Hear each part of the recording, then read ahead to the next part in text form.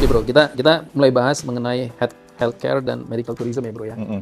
Nah, itu menurut lu seberapa besar pasien Indonesia yang berobat ke Malaysia atau ke China?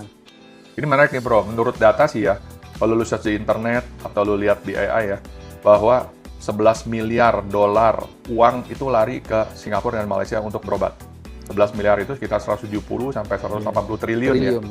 Itu adalah jumlah yang fakta, itu bukan jumlah fiktif. Itu adalah fakta bahwa yang tercatat adalah 11 miliar dolar. Berarti ini adalah windows opportunity yang benar-benar hilang. Kenapa sih orang Indonesia sering medical tourism sampai ke luar negeri? Banyak faktor. Satu, di kita ada yang lebih mahal daripada Malaysia, tapi memang lebih murah dari Singapura. Kalau kita sakit, harga nomor 2 yang kita ingin ialah keakurasian diagnosa. Benar. Ya kan? Kecuali harganya udah 3 kali lipat, 4 kali lipat, itu kita nggak usah ngomong lah. Tapi kalau baru 2 kali lipat, dibandingin salah diagnosa, itu masih oke. Ya. Apalagi Malaysia, kadang-kadang harganya sama, bahkan lebih murah, bro. Kenapa Indonesia itu banyak malpraktek atau maldiagnosa ya? Karena kita tidak memiliki peralatan yang canggih, bro. Yang memadai. Nah, gua ini ngelihat bahwa dengan peralatan yang canggih, dokter itu tidak perlu terlalu pintar. Dalam arti gini lah, dokter itu nggak perlu terlalu fokus, dia tinggal baca informasi. Dengan peralatan yang canggih, dokter itu cukup membaca, tidak begitu memerlukan ketergantungan dari panca indera dan fokusnya dia. Jadi dia waktu nggak fokus pun, dia lagi multitasking pun, informasi itu tetap terdokumentasi ada di layar. Benar. Dan peralatan-peralatan kita itu masih kuno. Makanya kan kita ngomong di podcast sebelumnya nih bro, mengenai kita banyak mesin-mesin healthcare yang berteknologi tinggi itu nggak ada di Indonesia sama sekali. Adanya di Malaysia, Jepang, Korea, Cina, Singapura. Kenapa? Terlalu mahal. Pasien kita nggak bisa bayar terlalu mahal. Dan mungkin juga peralatan-peralatan yang canggih mau masuk ke Indonesia itu pajaknya sangat tinggi. Harusnya bisa lebih murah 30-40%. Seharusnya jangan diterapkan Di kesehatan. di kesehatan. Betul. Jangan dianggap sebagai barang mewah. Iya. Oh, itu untuk medical kan, untuk kesehatan. Benar sekali. Jadi betul. Jadi gua tuh lihat ya bahwa peralatan-peralatan canggih kesehatan itu dianggap sebagai barang mewah. Itu betul tuh, bro. Hanya karena dilihat dari sisi harganya saja, ya kan. Dan kalau mungkin saya bisa tambahkan juga ya, bro, ya. Menurut saya, kenapa tingkat keakuratannya minimal dari sisi persepsi para pasien ya, tingkat keakuratan diagnosa di Malaysia, di Singapura lebih tinggi ya daripada di Indonesia. Ya satu, peralatan yang lebih canggih, ya kan. Dan juga kedua, menurut saya mereka sudah lebih baik dalam penerapan sistem CDSS-nya, Clinical Decision Support System, ya CDSS. Nah, keakuratannya lebih tinggi karena fasilitas CDSS-nya sudah jalan. Oh iya. Gitu. Tapi yang gua lihat, lu juga pernah cerita kan bro, bahwa di Malaysia sama di Singapura dokternya lebih banyak bertanya dibandingin berasumsi kan? Oh iya, Ya benar. kan? Jadi sebetulnya salah satu keunggulan daripada dokter di luar negeri ialah komunikasi yang tidak judgmental, bro. Iya, Ya kan? pengalaman gue juga. Jadi jangan mentang-mentang lu spesialis jantung, semua yang masuk ke kamar lu pasien tuh lu langsung bisa tebak dia sakit apa. Lu tetap harus tanya dulu. Benar. Ngerti nggak? Nah, abis itu bolehlah lu tergantung dengan decision support clinical system. Tapi komunikasi itu yang gue lihat banyak dokter di Indonesia agak sedikit sok tahu ya bro. Tidak semua bro. Tiga semua. Nggak semua bro ya. Tapi gue lagi ngomong bahwa ke depan dengan teknologi AI itu, dokter itu tidak perlu terlalu pinter atau tidak perlu terlalu sok tahu. Dia bisa baca informasi. Terus di mana AI itu bisa membahayakan pasien? Apakah di halusinasi? Menurut gua enggak. Menurut lu di mana bro AI itu nanti bisa membahayakan pasien bro? Pada waktu dia bersanding dengan dokter. Ketika dia over kreatif. Ya, itu satu betul. Tapi yang menurut gua, yang berbahaya ialah pada waktu dia nyenggol ego dokter itu. Waktu dia nyenggol dokter itu, dokternya meng-override. Dokternya yang tidak mau ikutin. Dokternya nggak mau ikutin AI. AI-nya udah benar, dia bilang salah. Iya. Kesombongan profesi.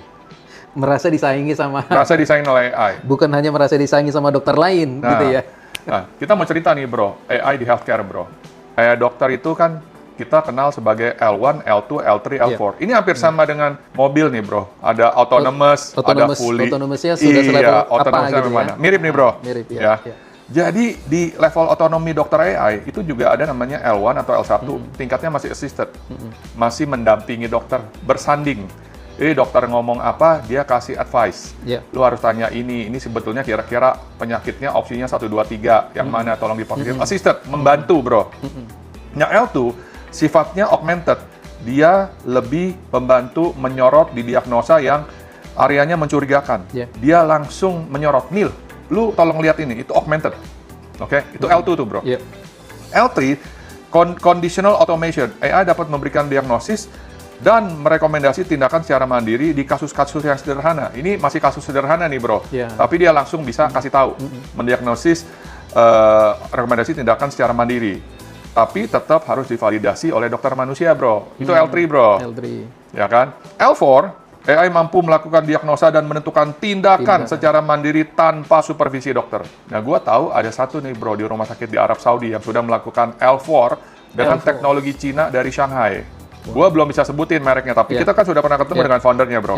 Kalau udah ada izinnya, nanti di podcast berikutnya kita ajak langsung nih. Seorang dokter, PhD, perusahaan Shanghai, AI, yang melakukan L4 fully autonomous di Arab Saudi. Ya, itu nanti. Kita udah sampai situ. Kalau lu pribadi bro, lu lebih percaya saat ini, kita kan orang teknologi nih bro, kita sampai mana kita percaya L1 sampai L4? Kalau lu lebih nyaman di L berapa bro, saat ini nih? Saat ini, kita masih L1. Lu masih L1? Iya. Gua L1, L2 bro. Karena L2 itu adalah proses menyoroti area mencurigakan, ini salah satunya ialah L2 di radiologi. Dia menyoroti sel kanker yang dokter akan terlewat. Sel kankernya kecil. Dan dia bisa baca. Nah, L2 ini, augmented AI ini menurut gua meningkatkan keakurasian sampai 3-4 kali lipat. Setuju. Yang ini bagus nih, bro. Setuju. Itu saya setuju. Nah, L3 dengan tingkat halusinasi AI yang sekarang, gua masih belum begitu oke. Tapi masih bagus juga nih, bro. L3 ini conditional automation, kasus-kasus sederhana tetap divalidasi oleh dokter sebelum dijalankan. Sebetulnya oke nih, bro. Untuk kasus-kasus yang sederhana. Sederhana lah ya, kan? Sudah proven. Sudah proven. Saya setuju. Nah, cuman yang gue khawatir di L3, karena dia memberikan diagnosis atau rekomendasi secara mandiri, terkadang dokter malas memvalidasi, bro. Skip aja langsung. Skip aja. Atau tanggung jawab tanggung jawab. Maksudnya gini, lu udah mikirin buat gua ini anyway, ya udahlah oke aja kan. Kan sebetulnya itu yang terjadi juga di banyak laboratorium klinik. Dokter bertanggung jawabnya tinggal oke aja karena analisnya udah ngecek darahnya. Padahal harusnya dia tetap double check, bro. Benar. Atau kepala farmasi juga, ya udahlah dokter udah minta obat itu dirilis aja. Harusnya lu tetap double check. Tapi karena lu terlalu percaya, akhirnya L3 jadi L4 kalau lu tidak validasi. Betul nggak? Betul. Makanya gue masih percaya L1 sama L2, bro. Tapi gue punya argumentasi nih, bro. Boleh. Mengenai L1, L2 ya. Nah, the biggest problem menurut gue di rumah sakit di Indonesia itu adalah CDSS yang belum bisa optimal diterapkan. Atau sangat banyak di rumah sakit ya yang belum bahkan sama sekali menerapkan CDSS. Ya kan? Clinical Decision Support System. Tapi kenapa belum bisa diterapkan? Nah, kita kembali lagi ke masalah yang paling mendasar, yaitu data yang tidak terstruktur, data yang fragmented. Pengalaman gue ya bro ya, di sebuah rumah sakit, bukan cuma sekali, beberapa kali. Nama gue kan paling susah di spelling bro, ya nama gue Bernhard, ya puluhan tahun setiap lurah gue ya ganti nama gue ada aja satu huruf yang hilang, itu masih kejadian. Jadi waktu saya daftar ke rumah sakit, ya di front office saya sudah perbaiki nama saya, tapi waktu saya di ronsen, di alatnya kan saya lihat nama saya, masih nama yang lama. Dari situ buktinya bahwa ini sebenarnya tidak terintegrasi. Ada orang lain lagi yang ketik. Nah, kalau sistem Hospital Information System yang ada di rumah sakit kita, kualitasnya masih seperti ini, CDSS nggak bisa jalan. Makanya salahin lu cari nama susah-susah sih, cari nama yang gampang aja. Tapi anyway bro, lu mesti pisahin antara CDSS dengan Patient Information System itu adalah hal yang berbeda loh bro. Patient Information System itu kan tergantung apa yang kita ketik. Garbage in, garbage out, benar. Ya kan? Tapi CDSS itu adalah satu knowledge base yang udah fix kan? Knowledge base yang sudah ditaruh, yang mempunyai logika if dan then. Ya kan? Sebetulnya Patient Information System itu adalah kita yang input, CDSS adalah fixed knowledge base yang kita udah beli. Bukannya itu hal yang berbeda bro? Tapi sumber datanya tetap dia harus pertama kali bisa mengidentifikasi pasien ini siapa kan? Oke, jadi dia harus hubungkan gitu. Oke, gua kalau gitu kalau gua paham. Ini lu lagi ngomong CDSS yang disandingkan dengan Patient Information System. Information System. Jadi lu lagi berargumen, Patient Information System-nya aja gua susah cari nama orang, apalagi setelah lu dapat patient name-nya, baru ke CDSS kan, seperti Iya, gitu. iya. Gitu kan. Oke, gua paham. Baru masuklah dari historinya pasien ini, baru bisa kita masukin ke CDSS tadi itu Ya, kan. bro, sebetulnya CDSS ya, itu adalah AI jenis lama. Itu kayak Terminator versi 1. Nah, yang kita ngomong AI sekarang adalah Terminator yang versi berikutnya, yang Iya. yang dia bisa di liquid metal gitu loh. Ngerti nggak lo? Benar, Jadi benar. CDSS ini Iya. juga ada level 1, level 2, bro. Iya, ada Level 3. levelnya. Ini sebenarnya AI yang jenis lama nih, bro. Cuman lu mesti nanya dulu, nanyain spesifik. Kalau AI sekarang kayak Terminator yang baru, itu kan lu udah nggak pakai mesin, udah bukan si Arnold Schwarzenegger lagi, bro. Dia udah langsung live di sebelah Nah. dokter itu gitu. Benar nggak, bro? Langsung, benar. Ngomong-ngomong AI, bro. Lu tahu nggak sih AI sebetulnya sudah ditemukan dari... Lu ingat nggak sih Microsoft Office yang dulu ada klip? Yang dulu ada clipping? Iya, clip. Yang di sebelah Clipper. loncat-loncat Ya, tuh, ya, Clipper. ya, Itu ya. yang itu tahun berapa ya? Saya kira Clipper. 90-an kali ya. Microsoft Clipper 88 nggak? itu tahun 2014, bro. Clipper. Enggak, Clippy, Microsoft Office Clippy. Assistant, 997, betul. Iya. Jadi itu AI itu, bro. Kita sudah mengintroduce tahun 97 waktu si Clipper itu loncat-loncat di depan Iya. Microsoft Office kita. Kasih suggestion, lu mau ngetik apa Iya, enggak? iya. Itu Clipper lama-lama berevolusi jadi bintang Gemini, bro. Betul nggak? Betul. Ya kan? Dulu nggak ada yang panggil AI itu, bro. Iya. Dipanggil kartun yang membagongkan, yang gangguin gua. Iya. Akhirnya Clippernya kan dibunuh, bro. Benar. Lalu muncul lagi tahun 2014 sih menurut ini. Tapi gua kagak pernah pakai Clipper itu. Lu dulu pakai nggak sih? Gue sempat pernah coba juga, cuman akhirnya kan komputer zaman dulu kan lambat. Lambat, Ya. Dia mengganggu waktu dia mau muncul aja kita jadi ngetiknya agak terganggu gitu. Ya, benar-benar. Ya. Jadi dulu si Clipper itu diberikan tugas sangat proaktif ya. Benar, menggantikan help. Kalau dulu kan help kita harus search, kita harus pilih dari menunya sendiri kan. Kalau Clipper ini dia lihat lu lagi ngerjain apa. Nah, lu butuh bantuan mau apa gitu. Jadi sebetulnya yang udah dibikin sekarang adalah help aid berbentuk AI tapi pasif. Artinya lu bertanya gua jawab. Iya. Kalau dulu lu nggak tanya juga gua gangguin, gitu kan? Bener. Oke, kembali ke healthcare, bro. Iya. Jadi gimana kalau menurut lu supaya medical tourism itu orang-orang Indonesia 11 miliarnya itu datang ke Indonesia? Menurut gua sih simple, bro. Modernisasi semua vaskes, fasilitas kesehatan. Yang gua tahu nih, untuk modernisasi, kebanyakan rumah sakit melakukan digitalisasi. Digitalisasi hanya satu faktor dari modernisasi loh, bro. Setuju. Dengan adanya digitalisasi, itu dia mesti meningkatkan tingkat sumber daya manusia yang tadinya tidak ngetik menjadi ngetik. Itu gue lihat di Rumah Sakit Cipto Mangunkusumo, itu di UGD-nya banyak sekali dokter-dokter muda yang sangat talentanya hebat, yang hebat-hebat ya. Semua pegang laptop, bro. Tangannya dua pegang laptop, satu pegang gini, bagaimana dia bisa melayani pasien? Harusnya dia pakai card, laptopnya ditaruh di card yang bisa didorong. Di Singapura, di Malaysia, gue lihat pakai itu. Jadi waktu dia ngetik, waktu dia nolong pasien, itu laptopnya tetap ada di atas meja yang bisa didorong-dorong. Iya. Iya. Jadi dia bisa nolongin pasien. Di sini enggak. Dokternya yang pintar-pintar itu pegang laptop, pegang handphone, nggak pakai sarung tangan, kadang-kadang dia nggak pakai masker. Ya gue nggak tahu lah. Yang itu ya terserah mereka lah soal higienisnya gimana. Intinya harusnya dia pakai komputer tray. Gue lihat mereka kerja sangat bagus, mungkin masukin data-data ya bro ya. Itu satu-satunya rumah sakit di Indonesia yang gue lihat sangat data driven di RSCM. Yang baru gue lihat nih Iya, bro. iya. Rumah sakit swasta, lu hardly lihat dokternya pegang laptop bro. Iya. Modernisasi itu tidak sama dengan digitalisasi. Digitalisasi ialah bagian dari modernisasi. Modernisasi itu harus ada software, hardware, dan infrastruktur. Ya, jadi hardware-nya juga mesti terbaru, infrastrukturnya juga harus mendukung. Infrastruktur apa sih? Dari layout gedung, listrik, harus bisa membantu hardware-hardware-nya untuk beroperasi. Gimana kalau rumah sakitnya mati lampu? Gimana kalau liftnya nggak jalan? Kalau liftnya nggak jalan, terus mau ke ruang operasi di lantai 2 gimana? Dengan ranjangnya itu, lu punya nggak tangga yang bisa angkat itu kalau rumah sakitnya lagi mati lampu? Atau genset lu kuat nggak untuk menghidupi orang lagi operasi nih? Tahu-tahu lu mati lampu, terus gimana? Gelap di dalam ruangan operasi, ya kan? Nah, itu loh bro. Jadi modernisasi itu menurut gua harus penting. Saya setuju bro. Tapi ada juga aspek lain yang memang harus ditambahkan juga ya. Kalau kita bicara medical tourism ya, perbandingan dokter di Malaysia, let's say, dibandingkan dengan di Indonesia.